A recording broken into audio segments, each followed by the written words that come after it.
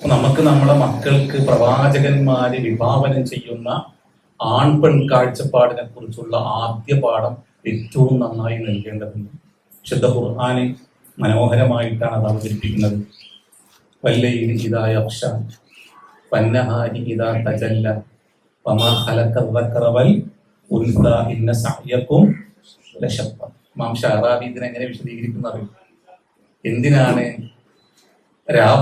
രാത്രിയെ സത്യം ചെയ്ത് പകലിനെ സത്യം ചെയ്ത് ആൺപെൺ സൃഷ്ടിയെ സത്യം ചെയ്തുകൊണ്ട് അള്ളാഹു എന്തിനാണ് ഇന്ന സഅയകും ലശത്ത എന്ന് പറഞ്ഞത്?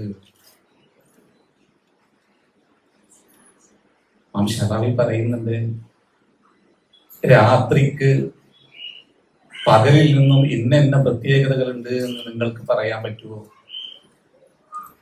രാത്രിയേക്കാളും പ്രത്യേകത പകലിനുണ്ട് എന്ന് നിങ്ങൾക്ക് പറയാൻ പറ്റുമോ?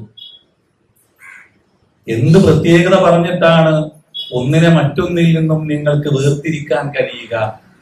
ഒരു പ്രത്യേകതയും നിങ്ങൾക്ക് പറയാൻ പറ്റൂല. രാത്രിക്ക് രാത്രിയുടെ എല്ലാ പ്രത്യേകതകളുമുണ്ട്, പകലിന് അതിന്റെ പ്രത്യേകതയുമുണ്ട്.